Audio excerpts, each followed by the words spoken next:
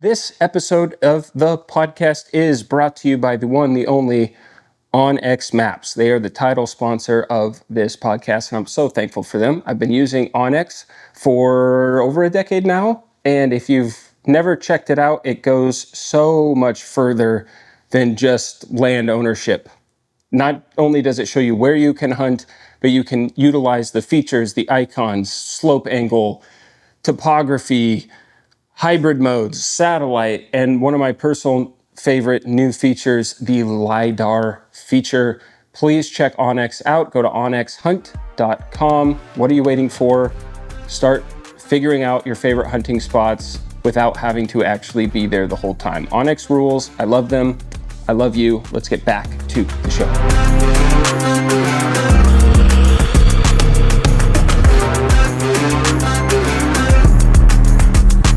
It's a tarpular overhang. Tarpulus? Vestibule is the stupidest word in all of outdoors. A vestibule. Vestibule. Vestibule. We're all one blow to the head away from turning into vegetables. God, starting off strong here. Vestibule. Vestibule. Vestibular. You're just saying vegetable like a retard. No, vestibule. It's not vestibule. What is it? Exactly. Say it again.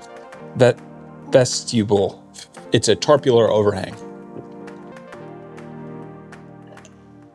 You drank all your water for the show. Dry mouth. Ready? Yeah. Oh, we haven't started? No. This is all unusable. Unusable. Unusable. What's up, buddies, and welcome back to another episode of Elk Don't Exist, the pod. With me again, the first reoccurring guest, my very own twin brother hailing from Atlanta, Georgia. We just spent 3 days hunting together, but we're very glad to have you. Derek, your recap on our deer hunt.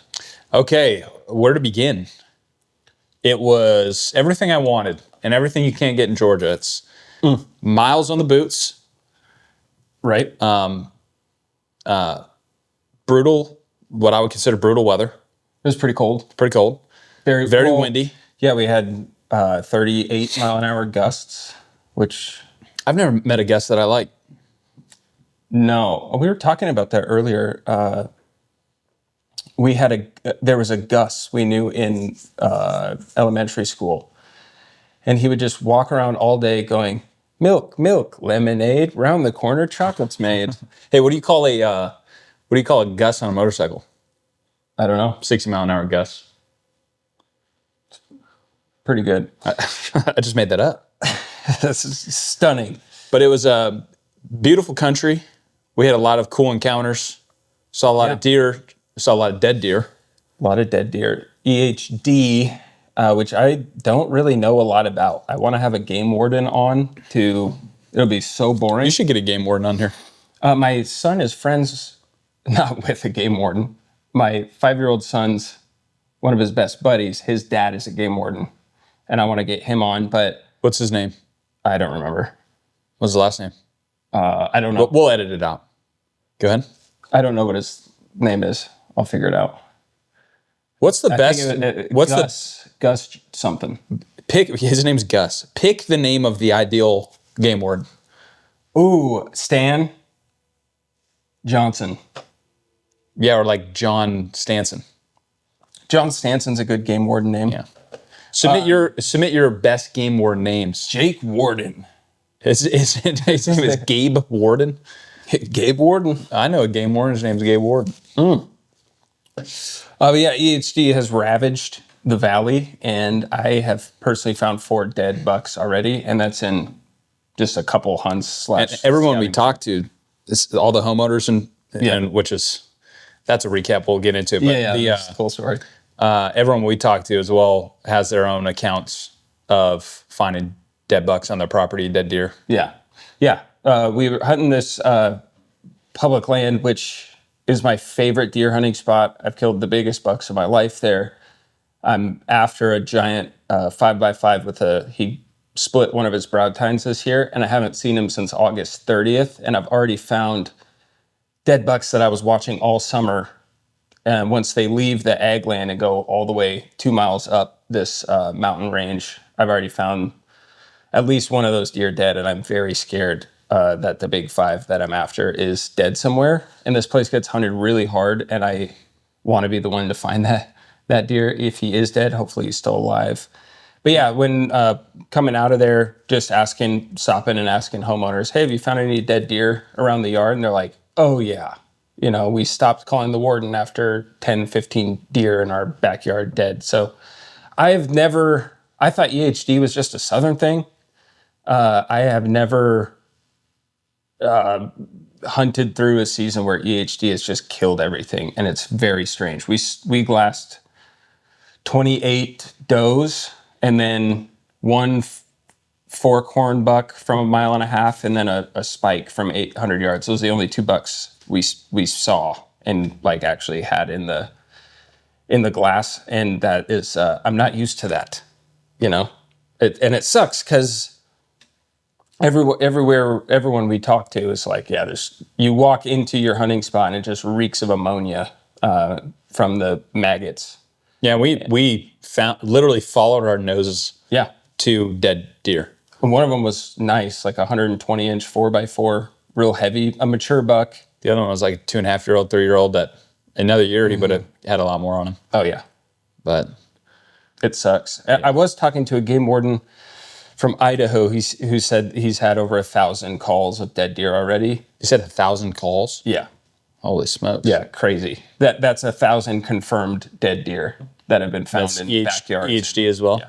Wow. From Washington over here, it's just killing everything. And he said, like, the play is going to be hunting mountain deer because they're not drinking stagnant water. It's usually and weren't you saying like after the first frost, no new deer can get it because the frost kills the insect or something like that? Yeah, it's like some bug that comes from the Washington coast, and it rarely freezes over there, so it's just always coming. And then it's like this weird bug that hatches in just stagnant, like non-moving water. And in a drought year, which is kind of what we had this last year, everything was really dry, then all the deer are congregated around the same water holes. And so every deer just gets it. And I gotta stop sniffing, actually. Sorry about that. I don't know how to edit that out. Don't leave it in. Hey, it's cold out here. Yeah, and we're sniveling. And by the way, excuse me, there's something in my water. Can I get a new water, please? Thanks. Leave that in too. I will. There's no one else in the house. Unreal. Well, there's something still in my water. I think it's an EHD insect. EHD bug. You're in the tap water here. You're gonna rot slowly from the inside out. Well, but it's crazy how this disease, this virus, whatever it is, deer get it, and within weeks, there's just the whole mountain becomes a mass grave. It really sucks, and I'm not used to. This is like the first year in a long time where I'm like, dude, I might not find a mature buck this year, and I don't like that feeling. You get a long season. Yeah, you can find them. Just because the pre-rut is a little different than your last 2 years, doesn't mean you're skunked for the season. We saw a lot of deer up and moving, and you know what I mean. Yeah, true. You know, yeah. There's still a lot of deer out there. It's just gonna be harder to find. And that area we were in last night, loaded. Yeah, another one of we were scrambling, like, I've got to find where deer are not drinking stagnant water. And we saw a bunch of deer last night, and that was good. But it's been so good. Derek is one of my favorite people on the planet to hunt with. It's just nonstop fun and a little bit of bickering sometimes. But it's just a good time. I think I'm used to Georgia deer hunting. Yeah. And it is a different style of hunting deer than. Explain that. Every step basically is accounted for in the Georgia woods, where there's such vast expanses where you can see out here that, still hunting is just different, Yeah. In Georgia, you have all you can do. Yeah. In Georgia, you have no choice. Like, you still hunt to your spot. And then if you don't want to hunt there anymore, you still hunt to the next spot. Whereas, Montana, it's almost more beneficial, especially pre-rut, to just get to where you want to glass. Definitely. Yeah. So like last night when I was like, it's coming up it was the last day of the hunt, and it's coming up on the last, few hours of the day. Mm-hmm. And in my head, I'm just like, we were kind of picking our way through that spot, which was really the right thing to do, because we ended up jumping a bunch of deer. So there's deer hanging out in this thick stuff. But in my head, I was just like, instead of hunting to the spot, I was like, let's get to the spot so we can greaten our odds of putting eyes on deer, So I think there was just an impatience from me that came with that. Yeah, which is totally fair, because we moved spots late in the day, and my feet, I'm pretty sure I have like gout in my toes now. Might as well. I have arthritis in my thumbs. My dad had gout and has arthritis in his thumbs. So thank you, Dad, for the genetics. Just Dad took us stray there. Sorry, Dad. Yeah. But I was moving slow, so I'm like, we might as well just kind of like pick our way up through this. But yeah, we got up there. I don't know, another amazing spot, but the wind, a cold front was blowing in, so winds were gusting up to 30 miles an hour again. I really think deer just hunkered down. They were definitely hunkered down. And as soon as your tire is a slow leak, and it's literally flat at the end of every hunt, which we'll get into. And so we're, the last hour before light, it's ripping cold. Mm-hmm. No, we're not seeing any deer moving. We're like, okay, they're probably hunkered down. Let's just still hunt our way or hunt our way back to the truck. Because I didn't want, we have an hour drive home on like a tire with 10 PSI in it, slowly going away. On garbage roads. Yeah. So we're like, well, let's just hunt our way back. We're tired as heck anyway from the 3 days of hunting. And as soon as we start our descent, the sun comes up and the wind stops, and we jump deer off the hill that we're climbing down. So I thought that was hilarious. If we would have stayed up there, we probably would have started turning up deer left and right. But I wish. And then this morning, it's not hunting day. I'm heading to the airport in an hour, and it's 25 degrees, frosty, no wind, dead calm. Today probably would have killed a deer. Yeah, probably. But anyway, should we just get right into the tire story? Yeah, this is cool. So in 2022, and I don't talk about this story much. In 2022, I had while I was bear hunting, I had a wolf sprint at me from my downwind side. And long story short, I hollered at it. It didn't go away. And in my mind, I'm like, wolves don't run up on people. Like, I'm going to shout at this thing and it's going to run away. Like, how cool to see a giant black wolf. And it just keeps running at me to 5 steps. And I shot it in self-defense.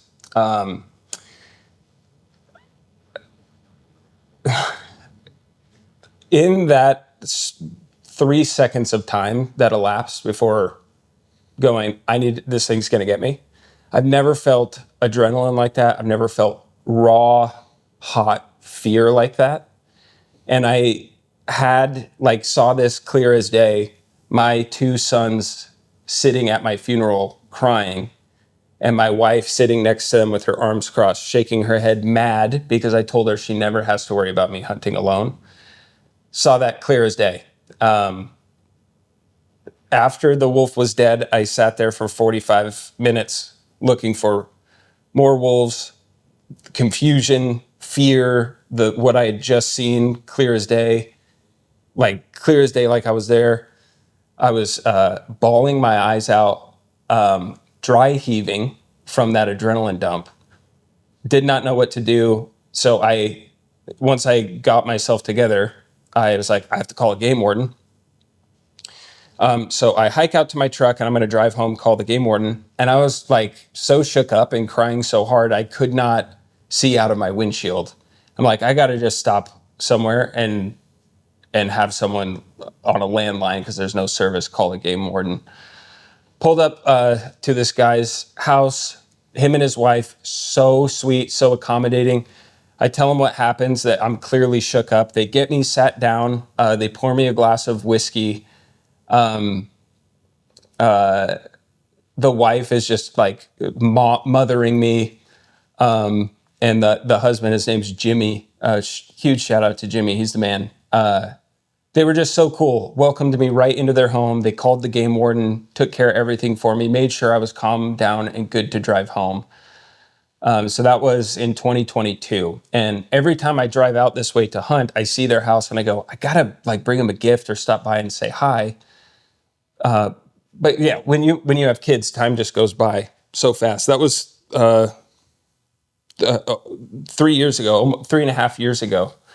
And I've never been back up there. So we hunt a different spot up there on day 2. And when we get back to the truck after being in the woods for 14 hours, my back left tire is on the rim. It's rimming.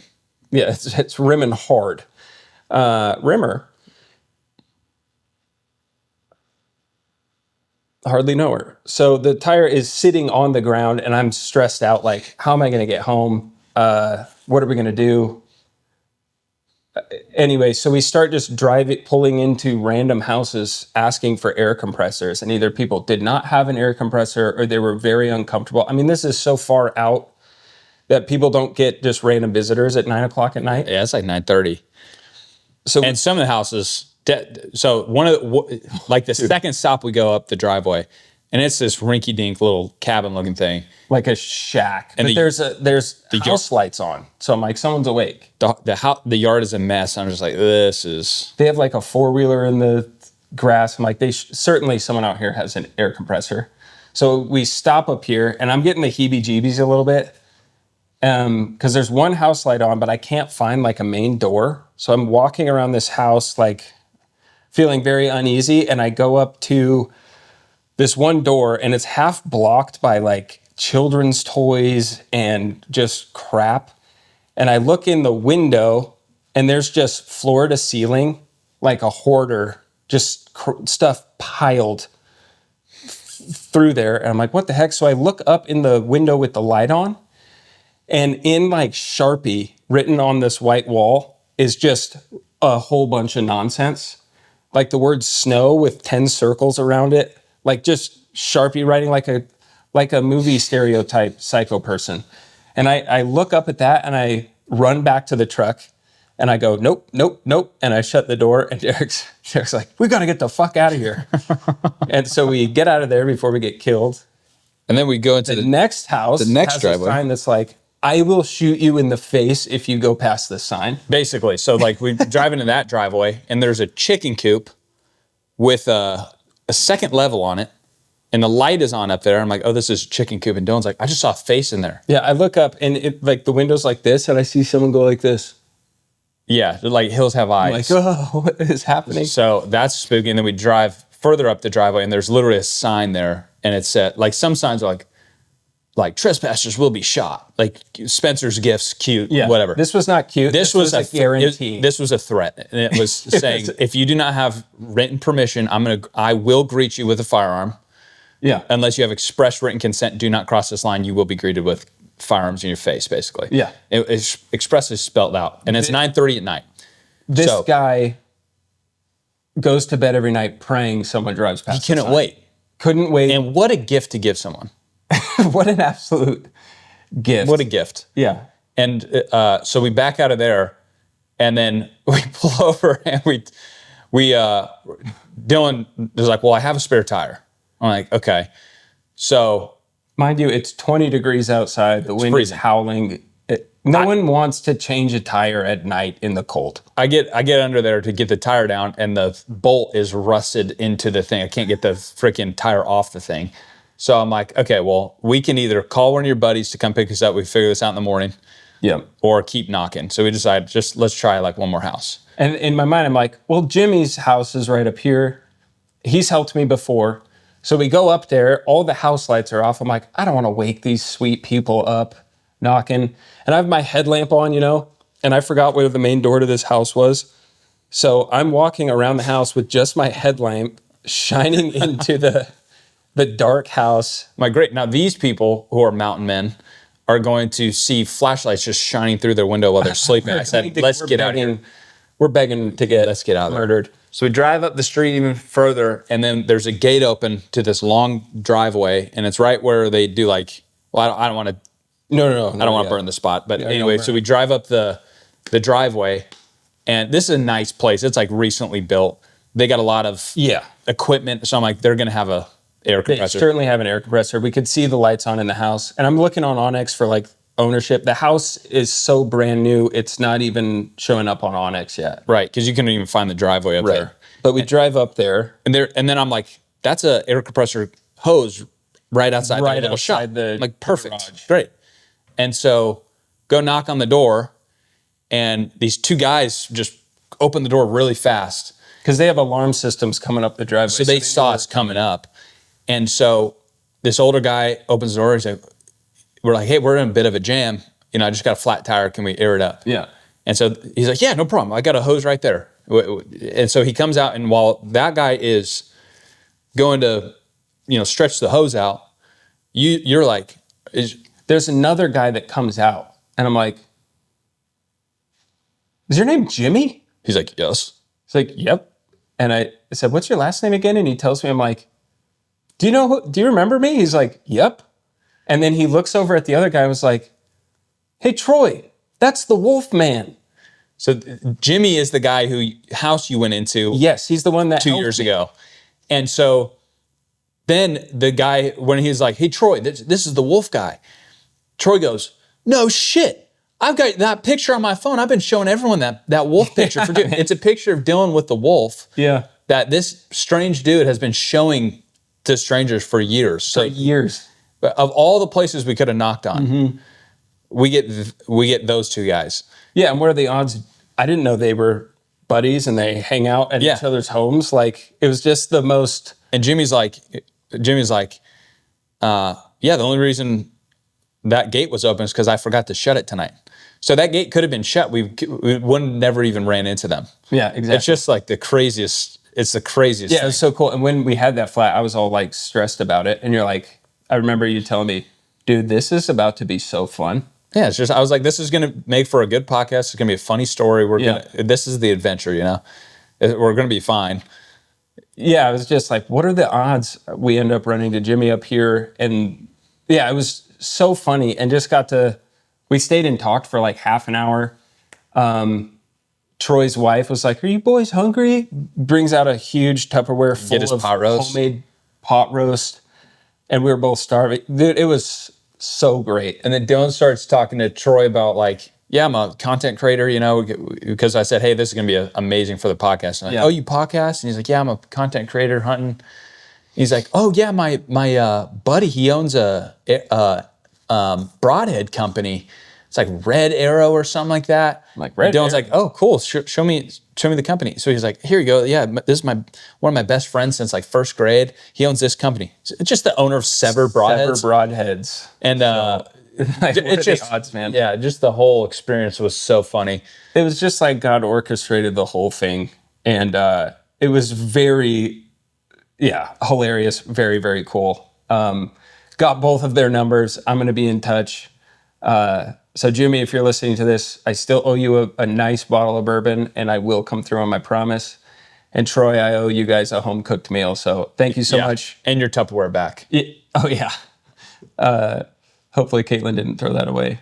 But yeah, just very, very cool. So no, we did not kill a deer. Didn't find one I wanted to shoot. But what a great time. And it's rare, best. like we don't get to hunt together often. So it was so fun. Yeah, it was the best. And our wives, 3 full days, sun up, sundown. yeah, and our wives orchestrated this whole thing and watched the kids and sacrificed a lot. So our wives are hot and awesome. Yeah, very true.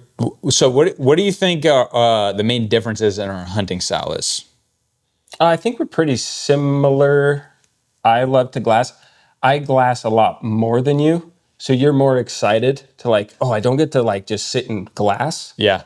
Where I had like... You can't sit still. I can't sit still. I mean, we're still glassing, but I need to go 100 yards over here to get a better look here. And I'm constantly kind of moving. I want to pick the, like, if we're looking at a spot like this, I'm going to grid the whole thing 14 times.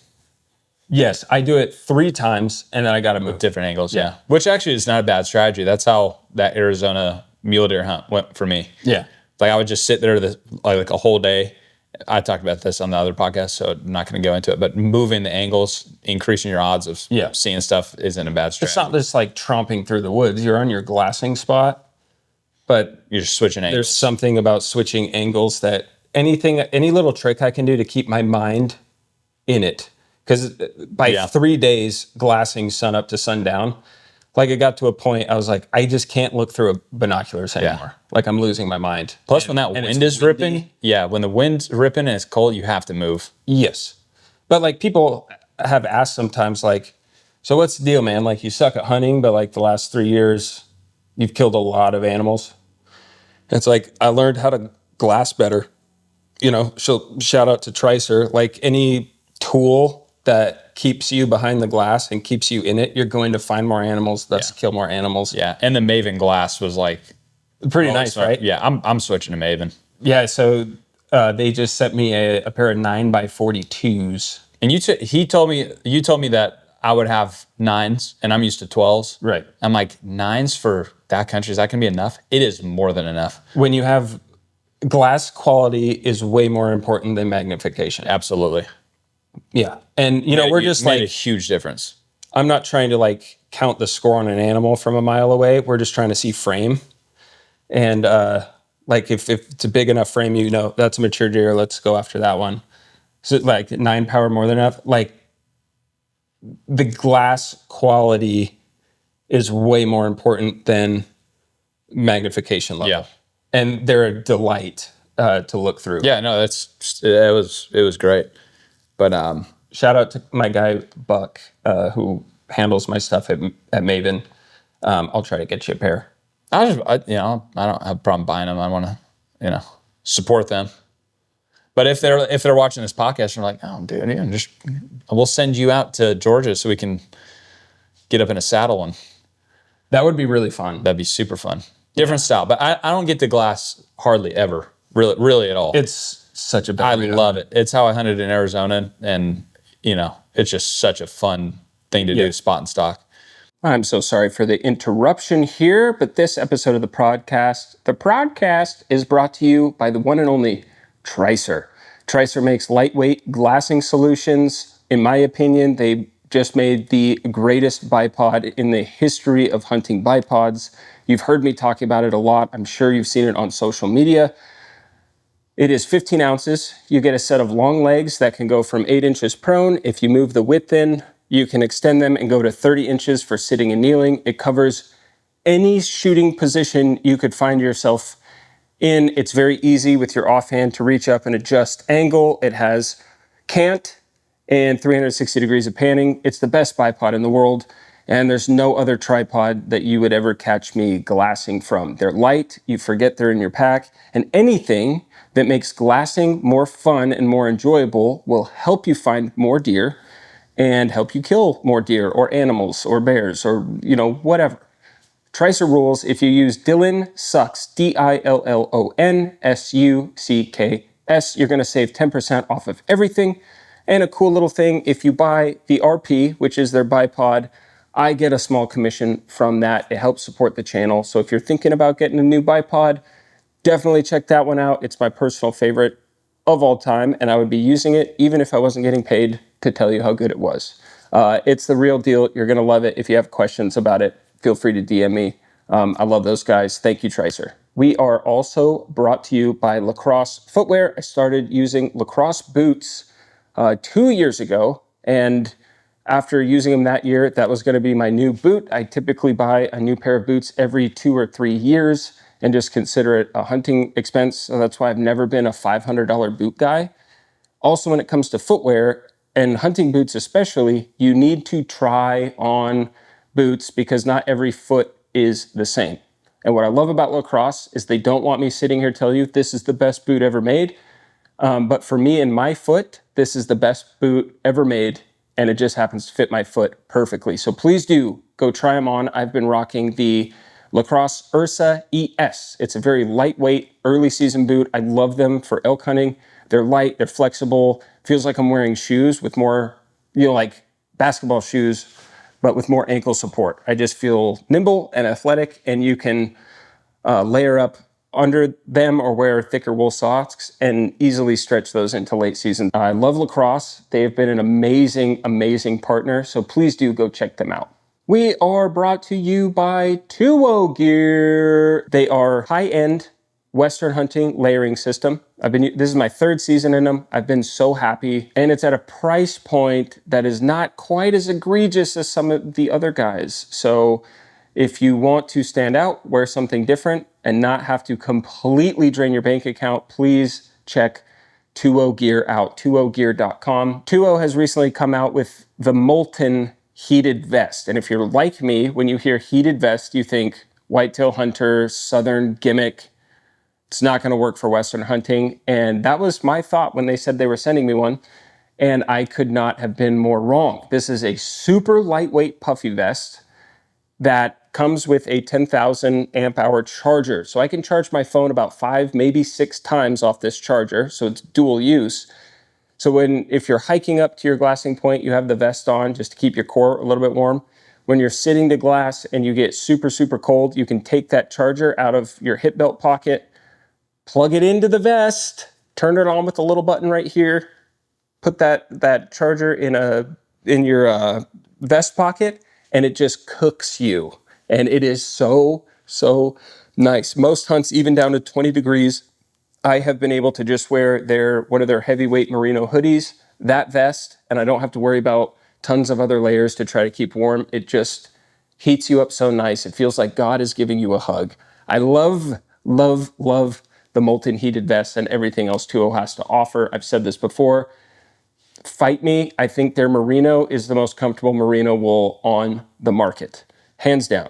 So if you'd like to check 2O Gear out, if you're trying to put together a layering system for your Western hunting adventure, or you just need some supplemental layers or whatever, use code dillonsucks at 2ogear.com.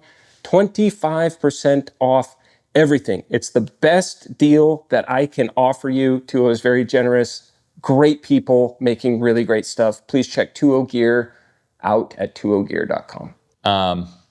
But yeah, that maybe is a big difference. I think you like to try to speak things into existence. You said this one time when we were on your elk hunt in Arizona years and years ago. This was 22 as well. Yeah.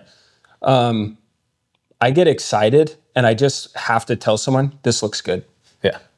Oh, what if a buck comes out right there? Oh, what if it's like, can you imagine something walking out right there? And you're like, dude, shut up. Yeah. And you said this on the Arizona hunt, and it was so funny and hurt my feelings. But you're like, just listen to me for the 15,000th time. Like, dude, this is good. I feel good about this. Like, this could happen anytime. It could happen anytime. I just want everyone to like be as excited as I am. And you go, huh? You just like to talk, huh? Yeah. I was like, oh. Yeah. But it was hilarious. Yeah. I mean it in love. Oh, of course. But it's like, I am excited, but my excitement is like, if I'm turning to you like this to tell you, hey, it could happen anymore, I'm not looking at shit. Yeah. I'm not, my eyes aren't behind the glass. I'm not hunting. You know what I'm saying? For sure. But, that's just, I think you're an external processor. I'm a vocal processor. And I'm very much not. Yeah. That's a difference between us. Right. But 3 days on a mountain, it was great. It was awesome. It's amazing. I can't wait to do it again next time. Yeah, for sure. Maybe I'll get Lacrosse to send me out to Georgia. Dude, I know You it's need to get different. a hunting lease, though.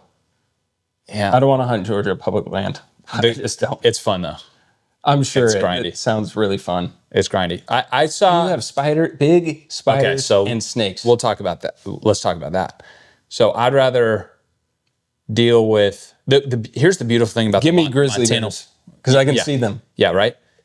The thick stuff in Montana, you can just confidently go through it. Mm-hmm. Georgia is all thick. Right. It is a jungle. And there's a snake behind every rock. Well, the snakes or whatever, but it's the Joro spiders that came from China. If you Joro, Joro, look them up. This is Banana spiders. They're invasive spiders that came over like 8 years ago from Asia. Oh, they were that soon? Yeah, and they are everywhere in everyone's houses in all over the deer woods. But their webbing is like steel cable. When you walk through it, you hear it ripping apart like Velcro. Oh, The females get like this big, and they look like Tim Burton creatures. yeah, they're Like horrifying. exactly. They're black and yellow and red and just disgusting. North Carolina, and when I was living there, we had a swarm of locusts come through, and we'd catch a locust, which are like 5-inch scary grasshoppers. We'd grab them and throw them in Joro spider nests and see who wins. And They're going to lose in that web. we watched a locust win twice Really? out of 5, 2 out of 5. Maybe that's the way to conquer them. But they're We need invasive. to start praying for a swarm of locusts to come through Georgia to get rid of the Joros. But Battle of the century. sneaking through the deer woods is a chore because you have to be on the lookout for them because they're everywhere. But they don't bite, right? Like they're not. But you don't want them on you. Dude, They will. They can bite you, I guess, but they really just do their thing. Yeah. But I had one on the first year hunting deer in Georgia. I had one on my hand, and it was huge, and it was on my bare hand, and it made me throw my rifle on the ground. Like I was just, so it's nasty. You just got rid of the rifle. Yeah, That's But hilarious. like Montana, you can just move through the woods, and you don't have to be super methodical. But in Georgia, there's oak tree leaves and just dried leaves that are so loud, covering the forest floor. You're not selling me on spending part of my deer season in Georgia. You're not selling me. It's a different style of hunting and it's fun, but the pain is hard. Not only do you have to be super methodical on how you move because it's just hill country, the thermals are pulling everywhere. Right. Deer are super smart. They're position themselves to either see you or wind you or hear you. Right. So it's really challenging. It's like close quarters combat. Whereas out here, it's you can snipe a deer from 400 yards plus. Yeah. Which is challenging in its own right. Still gotta find them. But not only do you have to be methodical with all of that, you have to just like every step you gotta go, okay, there's no spiders there, no spiders there, no spiders there. And then take a step and then face first into a Joro spider web. Or step on a cottonmouth. I've never seen a snake in the woods though. Really? Yeah. The other day I did see a snake. Okay. Yeah. All right. Give me the grizzly bear. It was a little rat snake. It is nice to know like snakes aren't hunting you. Whereas a grizzly bear, if it wants to kill you, it's gonna get you. Yeah. Yeah. If it decides to. Yeah. I think we have coyotes down there and that's really it. And that's why I think Georgia has the third highest population of deer in the entire country per square mile.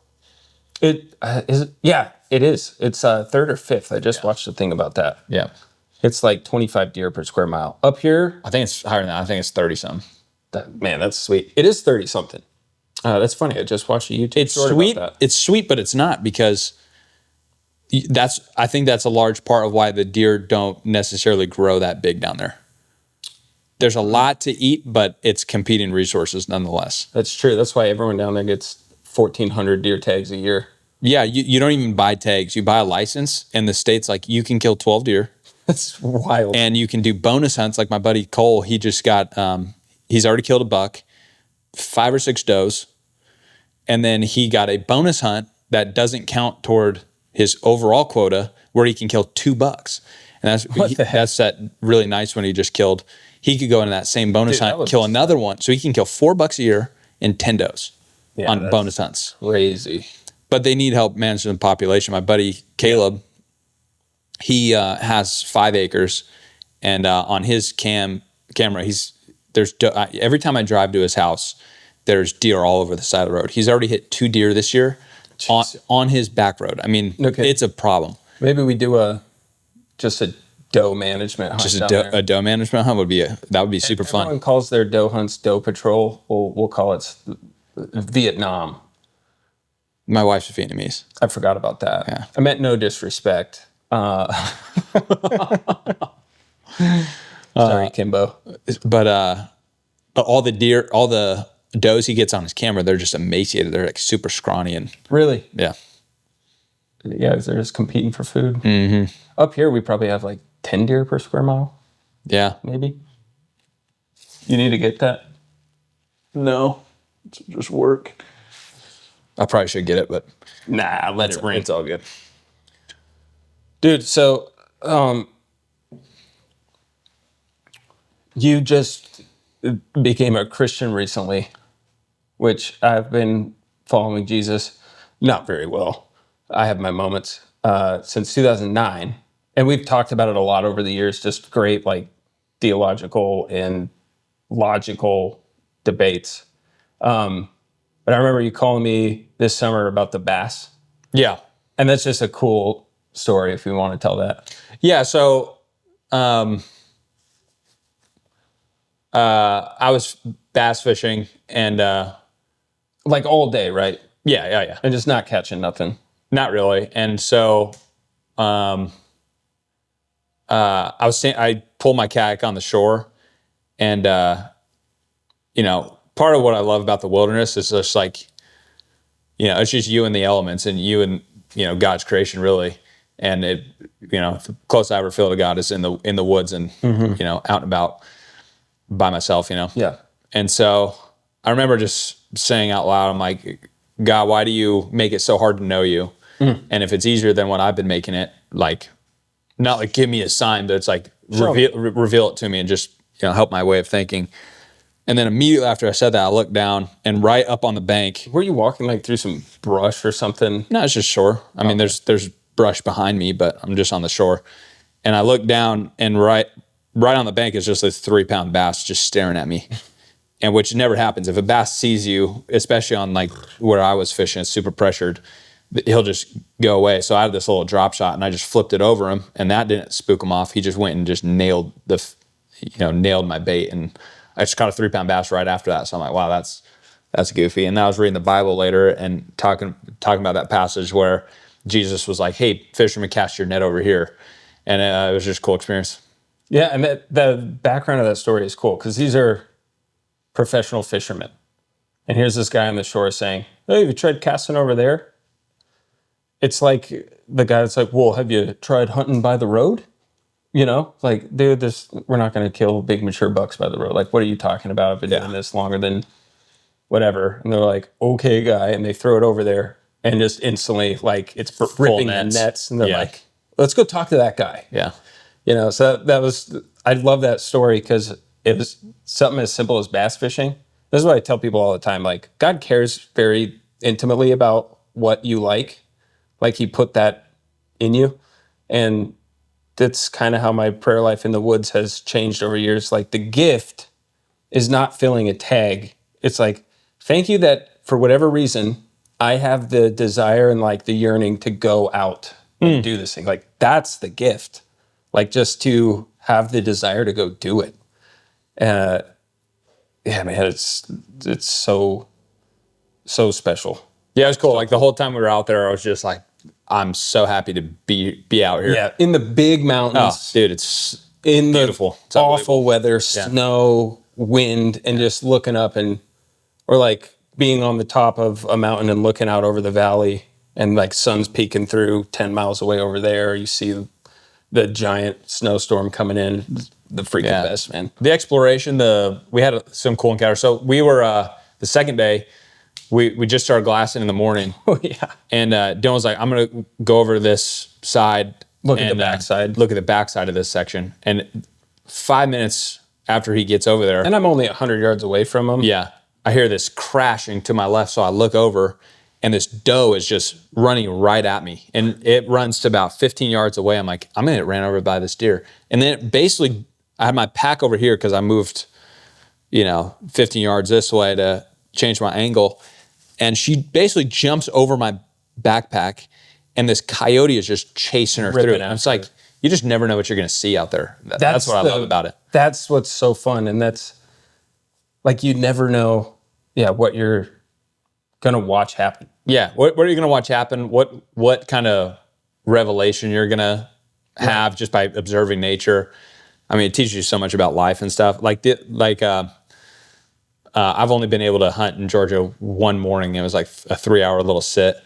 And I heard this, the leaves down there, a squirrel moving through the thing. And it just you're like, this is a mature buck like a coming through. Sherman It's tank so rolling loud. through. It's just crazy. But I saw this southern fox squirrel, which is this gorilla looking squirrel with a black face.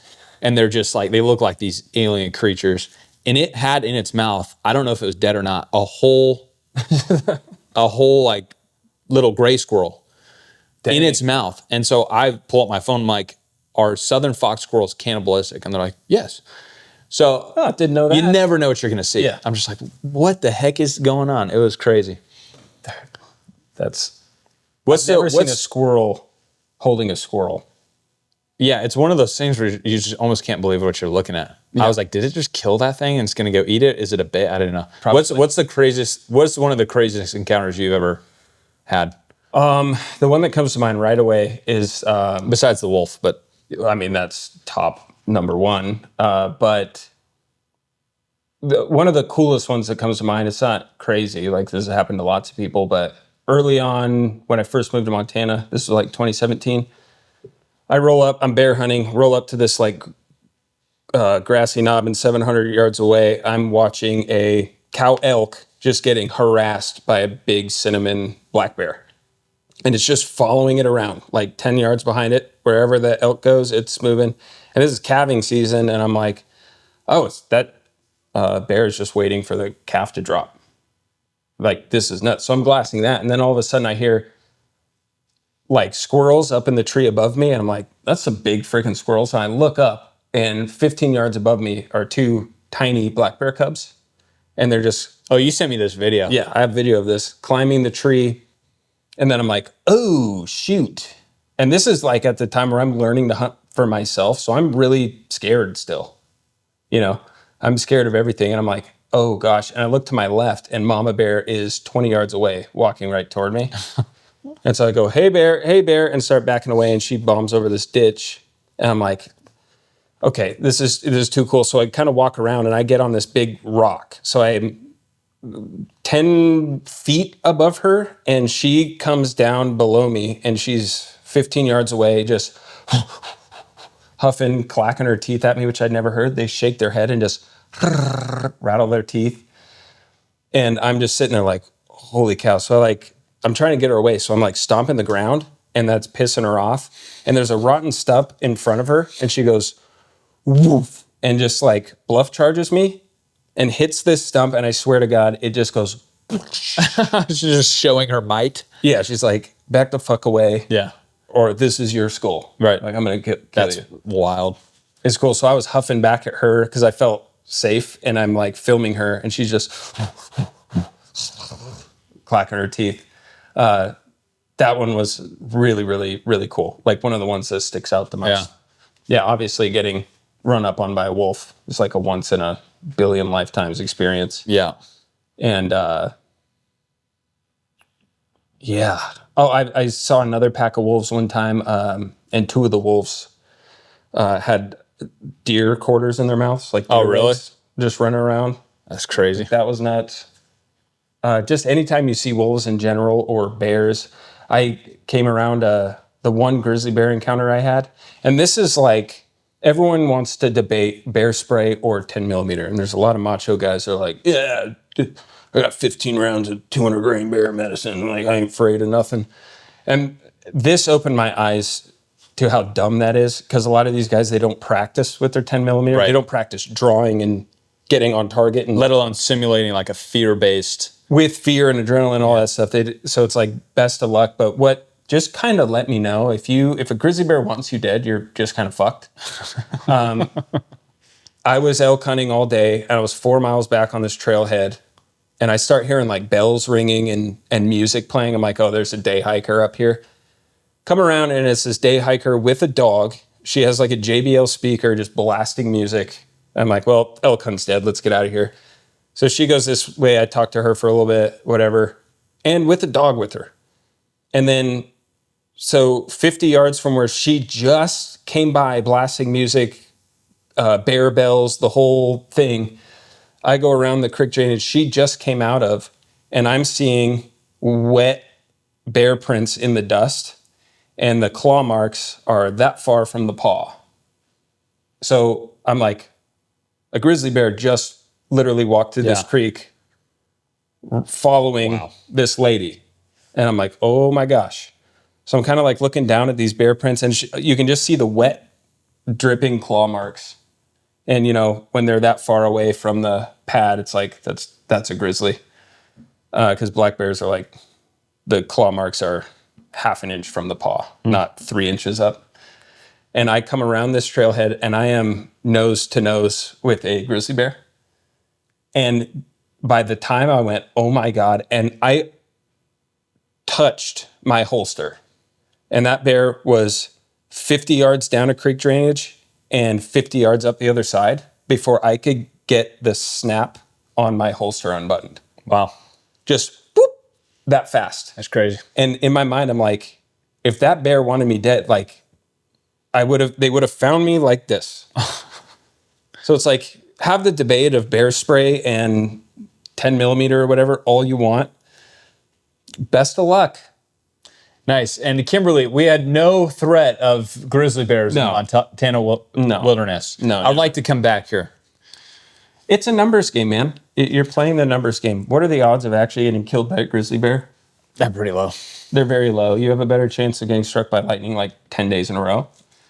However, that statistic is average person. Right. If you're in the woods, The guy that's in the woods 100 days a year, you have a higher statistical likelihood. that goes up a little bit more. Yeah. I remember this one time we were I was quail hunting in Arizona. Well, I miss quail hunting. It's so fun. It's the best. The greatest. It's one of my favorite things to hunt. It's like $20 a day for a non-resident. Yeah, it's amazing. You're picking up sheds. You're seeing big mule deer. It's the best. Yeah, it's littered with mule deer sheds out there. But we were in this new spot. Me and my dog. And we're going through this really thick stuff, and all of a sudden I see this javelina pop up. Yeah, and their teeth are like razor sharp, like this. They kill a certain amount of dogs every year, and sure. I think one person dies every year from a javelina, from a skunk pig. I want to say yeah. They're super aggressive of all time. Yeah, well, that depends. Here lies Derek, got killed by a skunk pig. Which is really like a rodent over a pig. But anyway, so I see one pop up like, maybe 15 yards away. And I'm like, oh, that's crazy. And Tyrion like doesn't know it yet. Your dog, Tyrion. My dog, yeah.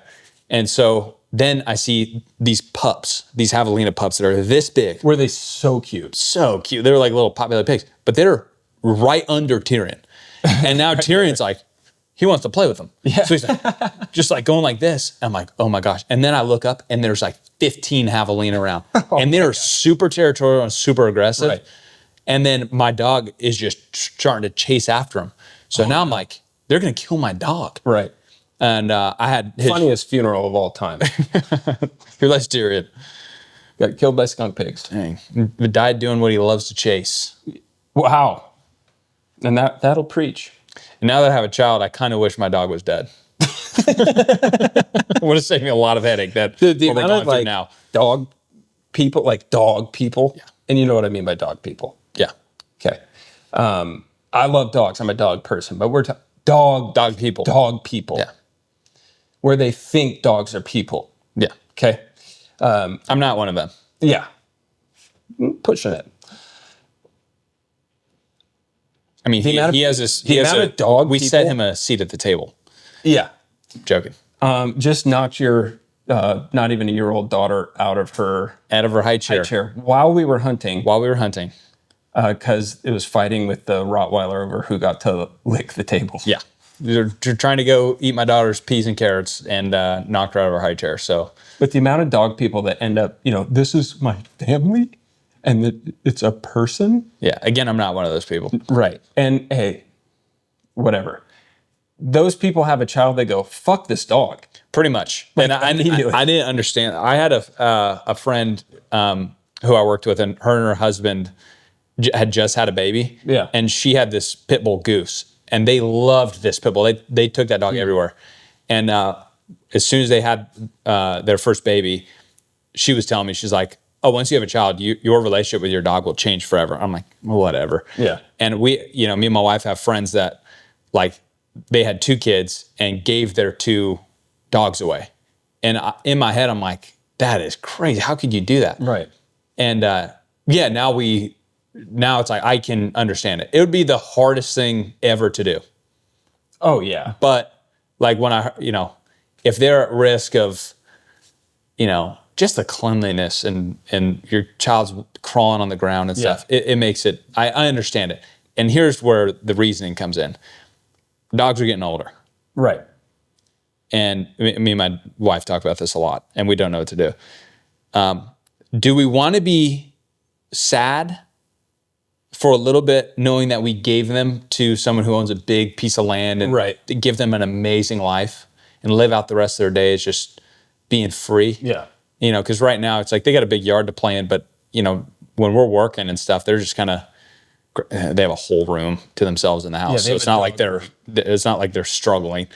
But do we want to feel sad and miss them for a while, knowing that we gave them an amazing life? Or do we want to watch their fatty tumors consume them slowly, where we have to make a decision of like, okay, this surgery is going to cost $5,000. Right. It's $500 to put them down. So what you're saying is I should give my wife away to someone else. We were joking, but that's so funny. We were joking and we're like, hey, when they start to get sick, what's the dollar amount where we're going to be like, put them down?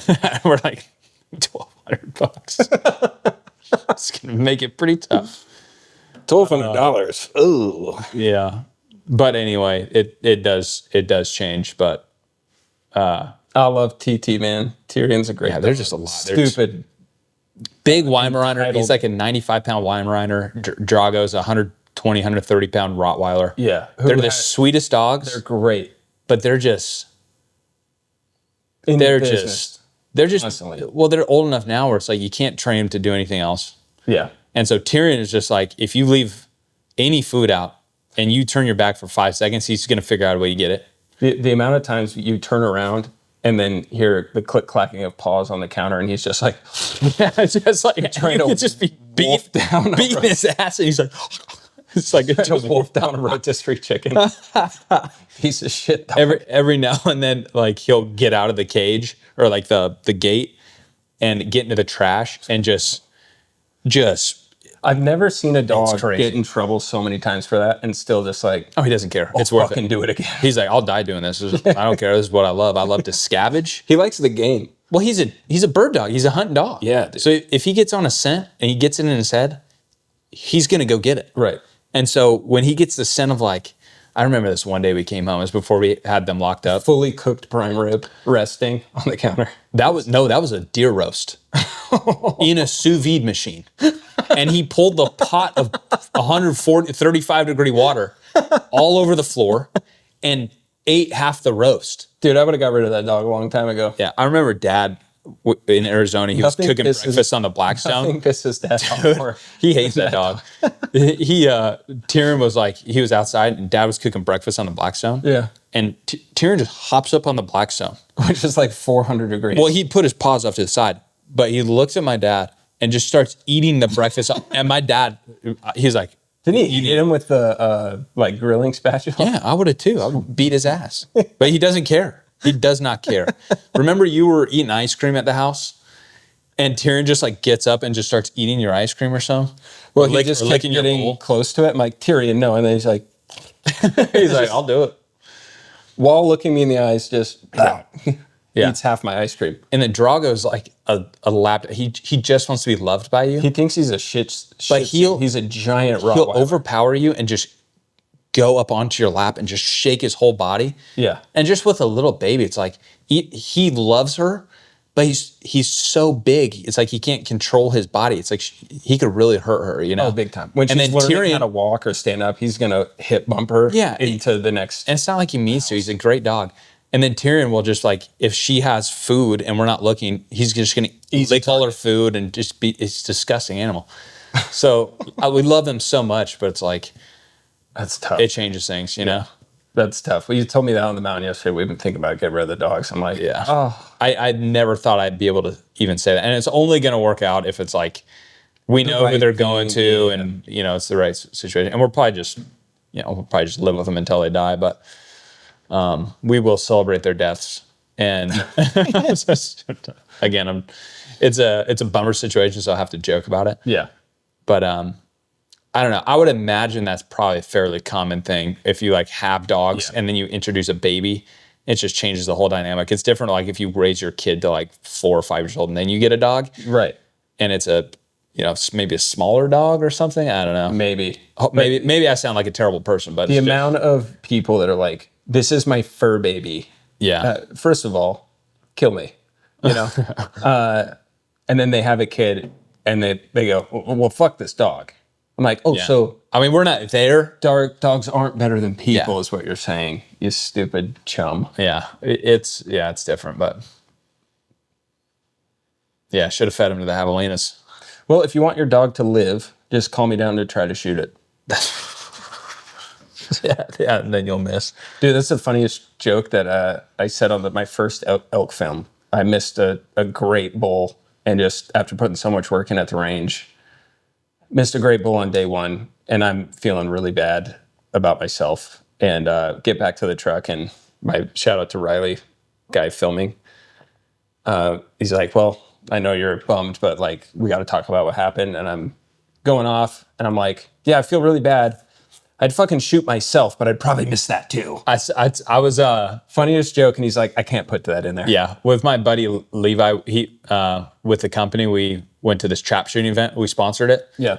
And I'm like, quail hunting. I'm pretty good shot with a shotgun. I'm gonna go to skeet shot. Out of 100 shots, Dylan, I probably hit 20, maybe. Maybe. It was horrible. It's so embarrassing. And Levi's a great shot. Henry, this 12-year-old boy who's never done this before, he's like, let me try it. Never done it before. With my 12 gauge, boom, boom, just 2-ringing it. And he's like, I'm doing better than you. Me and my buddy Levi were talking after that. Killed a kid. He had it coming. But me and Levi were talking afterwards. I'm like, I missed so many that day. If I put that shotgun in my mouth, I would have missed. Oh, but that's how it goes. I'm gonna clip that one. That's so funny. Mom's gonna hate that clip. Yeah, dude, we gotta get to the airport. Mom doesn't listen to your podcast. I hope not. No, she listens. Your wife was saying like Roman found your podcast. Oh, bro. And then she's like, well, maybe you shouldn't listen to that. It's for adults. And he goes, it's okay. I got bored. It's roasted by my It's okay. It was boring. It's okay. It was really boring. So funny. I'm doing my best out here. Dude, we gotta get you to the airport. What time is it? It's 12:30. Yeah. But thanks for coming on the podcast. Dude, thanks for having me. This is awesome. My dream is that you move to Montana and you're just one of my reoccurring guests all the time. Yeah, I'll have to live in a tent because it's so expensive out here. I'm about to move to a tent. With a vegetable. With a vegetable. A nice vegetable. We were talking before the pod aired about how dumb the word vestibule is. Vestibule. I can't even say it. But he was saying it and it sounded like he was saying vegetable. But it's the gears. It's the storage space in a tent. Yeah, call it something else. Call it something else. What would you call it? And not tent overhang because that's dumb. Tarpular overhang. Tarpular overhang. Yeah. I would just call it gear section. I would call it the porch of the tent. The porch. Tent porch. Tent porch. Tent porch. I would call it the bonus room. Oh, yeah. You got a little sun porch? Yeah. Wow, sunroom. This tent comes with an Arizona sunroom. Now that's marketing. What other dumb words in the gear space are there? Oh gosh, probably so many. Or what do you when somebody's talking about some? What do you? Well, the things that it pisses me off. Like gear review. Think gear review. Gear. I wasn't thinking gear. I was thinking of dirt nap. And people that say that unironically. It's kind of disrespectful to the animal. It's so dumb. I really hate it. We rebranded that to Soil Siesta. I don't like the word soil. We could call it a mud bath. Gave that buck a mud bath. Yeah, it's just so grimy. Yeah. What about a silt snooze? Silt snooze? Maybe just I don't know. I don't like any variation of that. I don't think. If you have a rebranding idea for dirt nap, please leave it in the comments. Oh, did you get any questions from the? Oh yeah, I got to see it. Wait, probably not. Dude. Nobody cares. 15,000 followers and people still don't care about me. Which twin is funnier? Him all day. I think it depends on the day. This is a common question. Why do you think I'm funnier? You're more confident. Whereas I grew up using humor as a defense mechanism to deflect. I feel like, I don't know, we're both funny. I've always just felt like you were funnier. Yeah, no, I am, but I want to hear you say it. And someone asked who has the bigger weenus. We'll skip that one for another time. Used to be me until the wood lathe accident. Don't wear belts. Go ahead.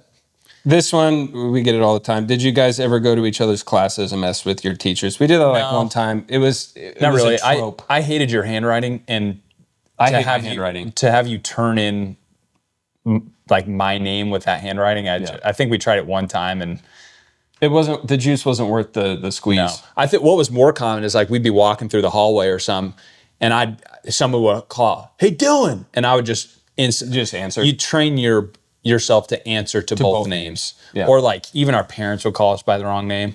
Mom would get mad. I've been stealing your credit card information for years with that one little trick. Nice. Enjoy that zero money. I have. Another one. You remember Mom would get mad and she'd try to yell at one of us and she'd be like, "Darylyn!" Darylyn? Yeah. Oh yeah. When Mom gets mad. That's so funny. Who's a better shot? Oh, you. I think we're both bad, but me by a hair. I haven't even. I've just spent more time behind the rifle. Yeah, I shoot a 7 mag, and in Georgia, you're not shooting over 100 yards, right? So it's pretty easy to just slap the trigger. You could have a 5 MOA gun and do fine. Yeah, which I do have one. Shout out Christensen Arms. Should have never bought your freaking product. Here's with the criticism. I just don't. I don't go to the range to buy one of those. I don't go to the range. I don't have rifle sponsors. Yeah. I don't have optic sponsors. I'm just 100 yards and in. I'm gonna kill something. Yeah. And 200 yards maybe. I have a 200 yard zero on my rifle, which I just down click 2 in the. You're guessing. I'm guessing in the Georgia woods, but I just don't shoot, and I'm not I can't shoot a bow yet. But I am giving you a bow. Yeah, thanks, man. Yeah, happy birthday. Thanks, brother. We got a couple more. What's it like? This is directed at me, I'm assuming. What's it like being the manlier, funnier, and more famous twin? People that think I'm famous is hilarious. I have some friends that every time I talk to them, they're like, "Dude, you're just the big shot." I'm like, "Dude, I'm a nobody who sucks at the thing I love the most." Yeah, but you guys have, here's the thing. I listen to all your podcasts, and every single podcast you say, "Well, my brand is I suck at hunting." You really don't suck at hunting. I'm mediocre. I think your execution of killing things has been proven to be not great, and you're improving on that because you're working on it and you're talking about it. And that's but you don't suck at hunting. Yeah, you're pretty good, and you know a lot. I think you've made some mistakes, and then you're just honest about it. Yeah. Yeah. Well, that's very nice. But also the manlier, more and funnier.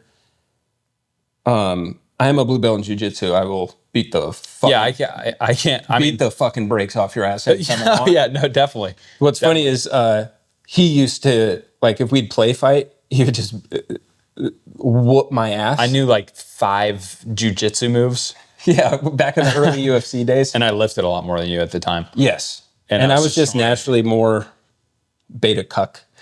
Yeah. You had all the confidence. I'm like, if we're in an altercation, I will win. Yeah. So I literally learned jiu-jitsu and got pretty good. Yeah, and I can't do anything. And then you came to visit me at Bible college. I'm like, you want to roll again? You're like, I don't stretch my shirt. Do I ever? Yeah. And I just like fucking manhandled me. Manhandled you. Embarrassing. And you've never touched me since. But also your mountain stamina is pretty impressive. Thanks, man. Yeah, especially like solo carrying elk out like 5 miles on 3 different trips. That takes a tenacity. I really earned your respect pulling your cow out of the woods. Oh yeah, you smoked me off the mountain, and I was in pretty good shape. But there's just a difference, you know. It's a mental thing. Like I get that weight on my back, and I'm like, I had a I little throw bit. Alice in Chains on. Only time I ever listen to Alice in Chains was on a pack out, and I just go to the dark place. I love it. There is a certain aspect of hunting out here, though, which I really needed, because like there were parts of it what I wouldn't necessarily classify as fun. Oh, It's like grindy. it's grindy, grueling, Yeah. tough. You know, it's a mental grind, but there is something pleasurable in that, Yes. being faced with that. And When I learned to love hunting the most, it was when that's what I sought more than filling a tag. Yeah. It's like, I want to defeat my mind. yeah, Let's play a little chess game up your brain where Yeah. at some day job, my brain's going to give up real Yeah. fast. Whenever, it's like, my legs are tired. I'm like, too bad. We're going there. yeah. And then And you will follow suit. they're really not that tired. This is a different type of The strain. body just longs for comfort so much. And doing And we've coddled it. Oh, I still do. Yeah. When I'm home, like, I got a lot to do, but the new Battlefield just came out. This kitty ain't gonna it's fix itself. Really fun. Video games are good again. But that's why I want that, and I wanted to take you to some of these spots where it's like, dude, the hike up here is not Oh no. very fun. No. And we're hunting whitetails. Like, this shouldn't be like this, but I wanted that, like, no, let's work for this. Oh, yeah. And yeah, I love I that. wanted that too. That's Someone asked, why haven't you killed a mule deer yet? That's Fake we news. talked about that a lot. I've killed one mule deer. And I was on that hunt. And it was with you. And that was your first time hunting in like a decade. Yeah, that was 2019, 2018. 2018. Yep. And you were like, please just shoot any legal buck. Yeah. I'm like, done. Yeah. We Hunted told all this day. Yeah, we told this story on the first podcast, but that was But I incredible. have killed one mule deer. But we were just I talking have that about rack this. above my I know, I sent it for your work birthday computer. a couple years ago. Yep. I'm going to need that back. I'm just joking. It's yours. But whitetail hunt is so much fun. I just love whitetail. I like, So much fun. and when I go to YouTube, I have to like really try to find public land rifle whitetail hunts. That's not just like in a field somewhere. Which, dude, don't get me wrong. Yeah, go kill your deer. I don't get to hunt private land almost never. Last time I hunted private land was 3 years ago. I'm not the guy that's like public land or nothing. Dude, if you have all the people bitching and whining about, oh, you probably killed it on private. Two things. Does that herd not need management too? Does that farmer not need help like managing the deer or elk population? Like, well, I'm a conservationist, but I don't want people hunting public land. That's dumb. That's the dumbest thing I've ever heard. So if you get access to hunt private, freaking hunt private. Those same guys, if someone's like, buddy, you're not going to believe this, I got 10,000 acres for us to hunt, we'll be the only ones on it. You think that guy bitching and whining about people shooting on private land isn't going to go, when are we leaving and how long can we stay? Yeah. Piss off with all that. But we were just talking in the... Such a wild tangent. No, fuck those guys. Whatever. I had to get that out there. Grow up. We were just talking about this in the car about mule deer. With EHD killing everything, like every deer on the It's like you should be forced to go up. And, I might be like this Different might be the challenge. year we go try to find a mature mule deer, which is a whole nother learning curve. And that's the thing. Like when you aren't very good at elk hunting and it's so grindy, like I'm down 15 pounds already this year.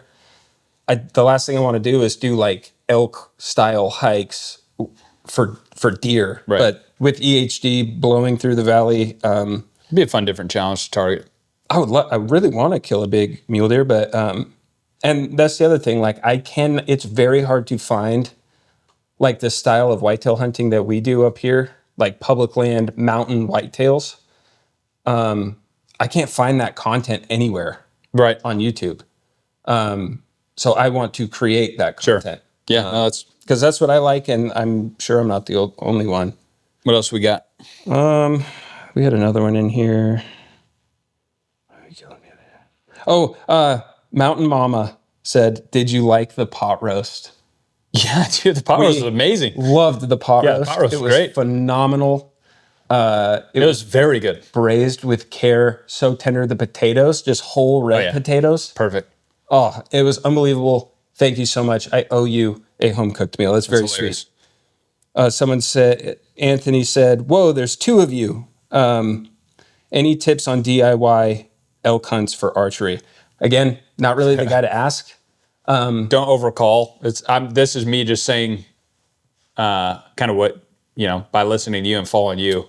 Well, it's not, overcalling is not the problem. It's overcalling with the wrong sounds. Right.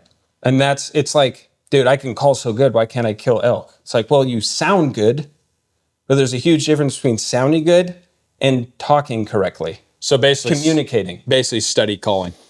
Big time. Or no, like, dude, if there's a herd bull and there's cows chirping everywhere and you're like, I was calf calling and couldn't get this bull to come in.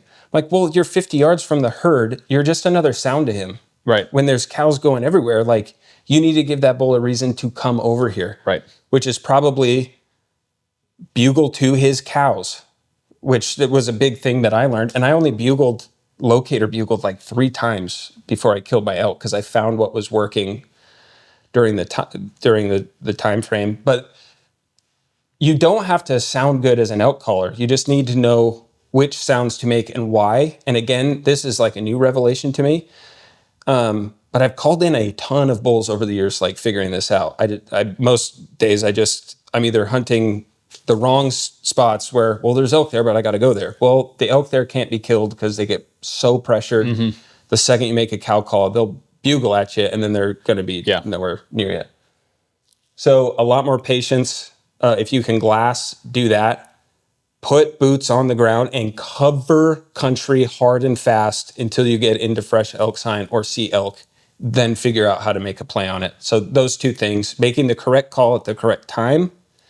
And you just got to like learn how to read that. And the last couple of years of figuring out like, dude, I don't care. I'm not going to win a world championship with elk calling. And that's great.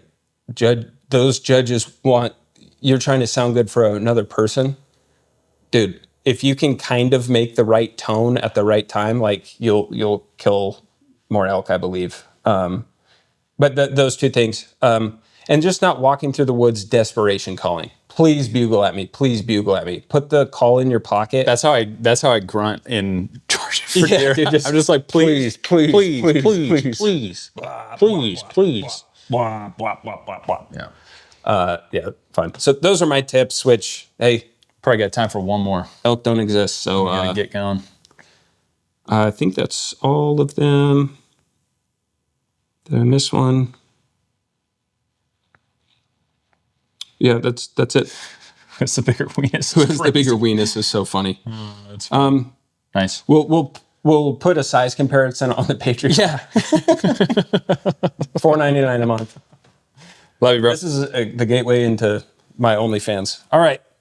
I love you, buddy. Love you, so man. much fun. I'm very sad that I got to take you to the airport. I know. That was Where can the people find more of you? nowhere. Right here. But guys, thank you so much. As always, shout out to the sponsors. And especially Elk Don't Exist. I make the majority of my income off Elk Don't Exist. So Buy it. seeing strangers do big bulk orders for their friends and stuff, I make like $10 on a hat, $10 on a sweatshirt, very quality stuff. And I try to keep my profit margins down so that you don't have to pay an extreme amount. They can afford it. Buy a couple. Buy gifts. Christmas is coming up. It's not that expensive. The gear costs what it costs. Sweatshirts cost what they cost. It is nice gear. It's dope. Nobody else has it. Go buy it. Buy one for your friends. Buy one for your mother. Buy one for your grandmother. Yes. Buy one for your auntie. Yeah. Okay? Males in your family. Buy them for the males. Buy them for the males. But yeah, I really appreciate all the orders. We're coming up on... This man has 2 kids. Coming up on 1,000 orders. 2 kids and a wife. Yeah, thank you, Derek. Let's get going, bro. Buy the gear. Listen to all the ads. Yeah, use my codes. Dillon Sucks for 10% off all Tricer products. Tricer has changed the way I hunt. And Dillon Sucks for 10% off Tuo gear, which, special shout out to Tuo. This is their new Molten vest. It's amazing. It's a heated vest. And whenever I think of heated vests, I go, oh, some fat guy in a tree in Georgia is going to love that product. It's not for me. They sent me one. It's stupid light, great little puffy vest. And it's sexy. It looks good. You can wear it out too. Yes. wear it to the airport. He's trying to take it home with me. I got to make sure he doesn't. But it has a little, this plug right here, which plugs into a 10,000 amp hour power brick that comes with it. That thing will charge your phone like 5 times. Brick up. Brick up, stay bricked up. Let's go. But it's a heated vest too. And you absolutely love that thing. Yeah. Kept the Georgia boy warm. Love you guys. Love Thank you. you. Special shout out to Derek. Thanks for having me. We'll see you next time. Thanks, brother.